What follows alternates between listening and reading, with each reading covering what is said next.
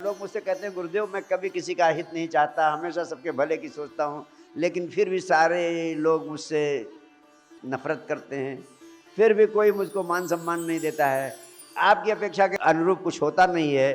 फिर आप कहते हो गुरुदेव जब मैं इतना नेक इंसान हूँ इसके बावजूद भी मेरी ज़िंदगी में दुखों का पहाड़ क्यों है?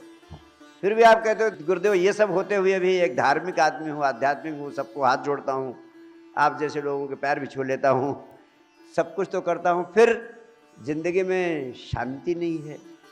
ज़िंदगी में शांति सिर्फ इसलिए नहीं है कि ज़िंदगी बेहोश है, ज़िंदगी में शांति सिर्फ इसलिए नहीं है कि तुम कोई काम पूरा पूरा करते ही नहीं हो। एक काम लो और पूरा पूरा करो, तुम्हें तृप्ति मिल जाएगी। हर कार्य को पूर्णता से करने की कला सीखो। जिस कार्य को तुम पूर्णता से कर लेते हो वो मुक्तिदायी हो जाता है, उससे तुम मुक्त हो जाते हो।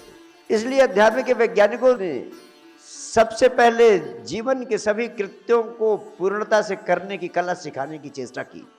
यहां तक कि काम कृत्य को भी पूर्णता से करने की कला अध्यात्म के वैज्ञानिकों ने सिखाई। उनका मानना है कि तुम पूर्णता से काम कृत्य में कभी उतर नहीं पाते हो, इसीलिए बार बार बार बार बार बार काम की ज्वाला में जलते हो।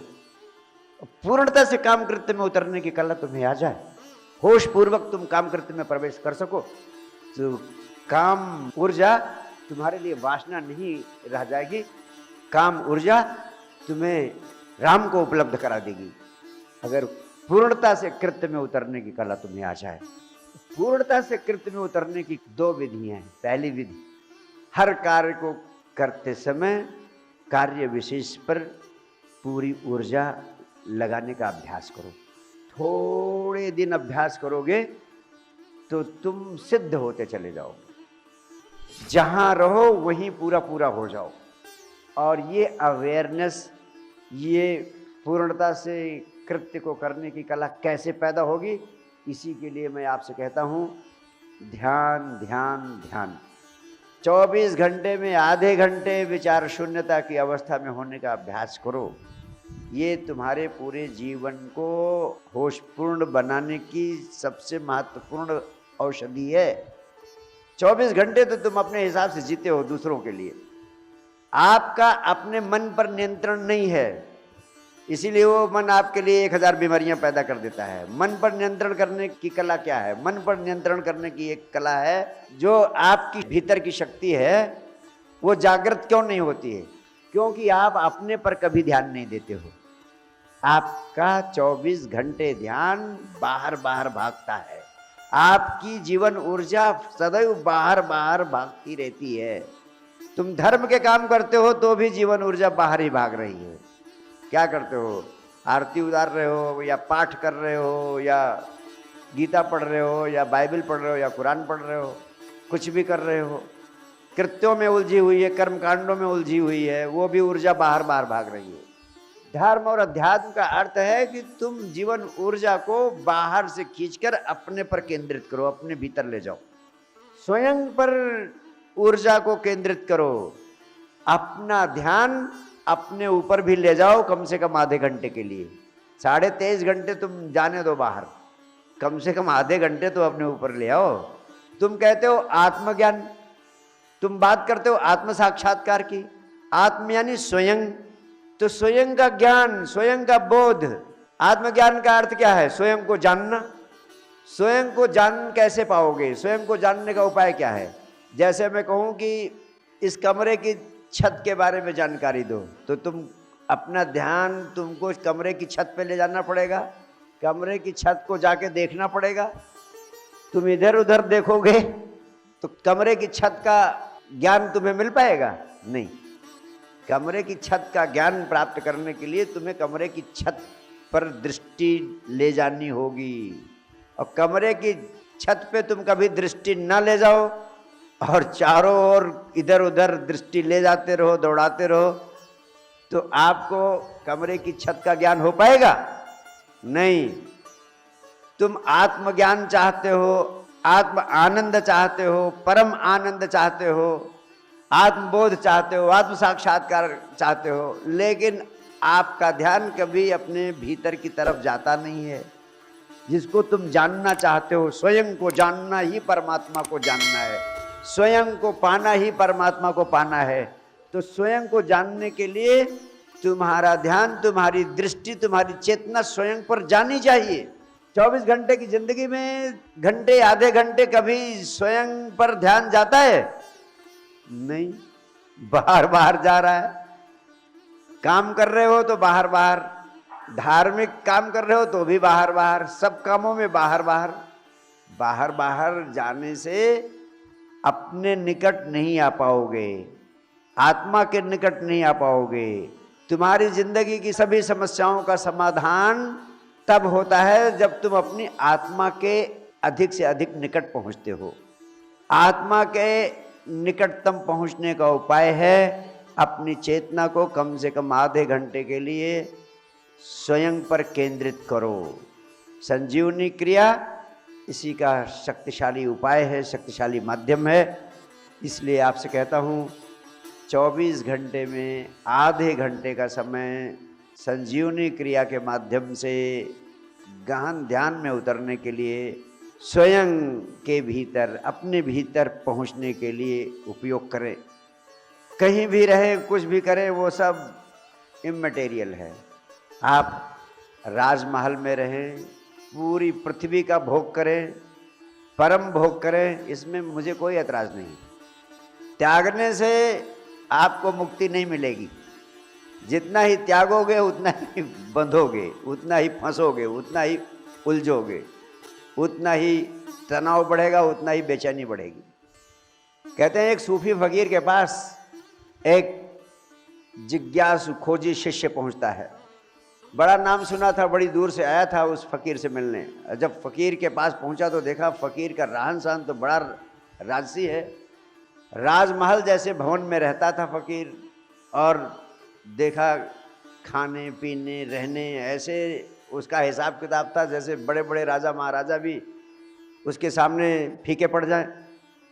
सोने चांदी के बर्तन, आलीशान महल, आलीशान बिस्तर।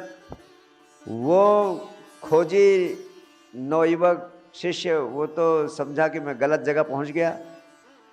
सन्यासी था, सोचा था इस फकीर से कुछ ज्ञान मिलेगा। शाम होते होते उसने वापस जाने का निर्णय ले लिया। जब वापस जाने को हुआ तो फकीर ने उसे पकड़ा। तू इतना दूर से आया है और बिना कुछ ज्ञान लिए चला जा रहा है, कम से कम एक रात तो रुक जा। माना कि अब तेरा विश्वास उठ गया है, तेरे को लग रहा है कि यहाँ से कुछ मिलने वाला नहीं, बल्कि जो कुछ है वो भी जा सकता है, छिन सकता है।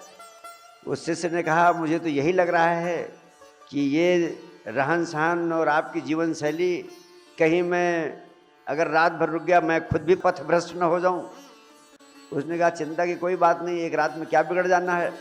फकीर ने कहा इस कमरे में विश्राम करो, और उसके सेवा के लिए एक दो आदमी भी लगा दिए, मालिश वालिश करा दी, सेवा करा दी, खाने पीने का इंतज़ाम करा दिया, नहलाया धुलाया।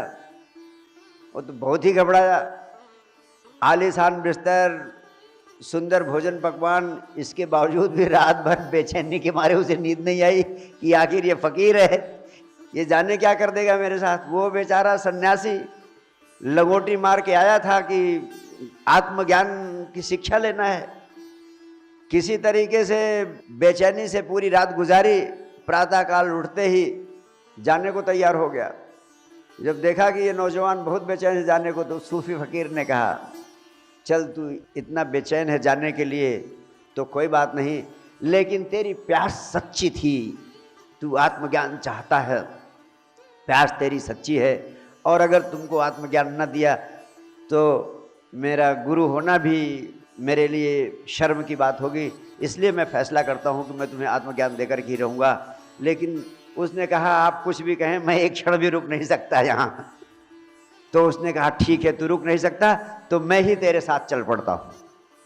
और जैसे ही नौजवान उस महल से बाहर निकला फकीर के, वो देखता है कि फकीर भी उसके साथ चल पड़ता है, और दोनों कोई लगभग घंटे डेढ़ घंटे दूर चले जाते हैं जंगल की ओर।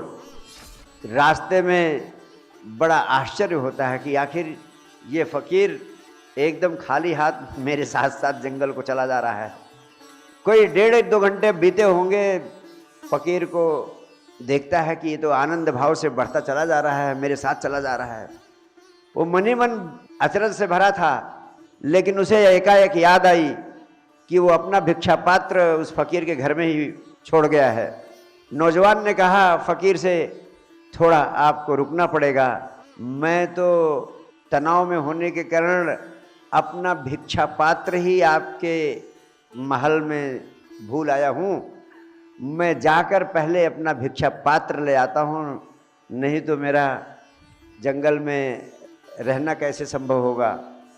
उस फकीर ने उसको रोका, तू बड़ा नादान है, बड़ा नासमझ है, मैं तो इतना सारा महल, सारा कुछ साजबाज छोड़कर यहाँ जंगल खाली आता गया और तेरा ध्यान अभी उस भिक्षा पात्र पर अटका हुआ है, तू भिक्षा पात्र नहीं छोड़ सकता। अब नौजवान स्तब्ध रह गया, वो फकीर के चरणों में गिर गया। फकीर ने कहा, मैं भले ही राजमहल जैसे भवन में रहता हूँ, संसार की परमात्मा की दी हुई सभी सुख सुविधाओं का पूरा भोग करता हूँ, लेकिन वो सुख सुविधाएं और महल मेरे भीतर प्रवेश नहीं कर गए हैं।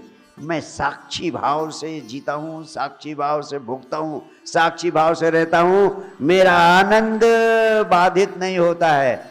न मेरा आनंद वहाँ बाधित होता है और न मेरा आनंद यहाँ बाधित है, यहाँ भी मैं साक्षी हूँ। अब मैं यहाँ भी खाली हाथ तेरे साथ जंगल में रह सकता हूँ, अब मुझे महल की कोई ज़रूरत नहीं है। ये चित्त की दशा है। सारे भोगों में रहते हुए, सारे वैभव में जीते हुए आपको कला सीखनी है कि आप सिर्फ साक्षी हैं, ये सब चीज़ें आप नहीं हैं, आप केवल इनके देखने वाले हैं। इस भाव से जब आपका ध्यान अपने पर केंद्रित होगा तो साक्षी भाव धीरे धीरे आपको जीवन में प्रकट होने लगेगा, आपके अनुभव में आने लगेगा। अभी तो आप शब्दों से जानते हो साक्षी को,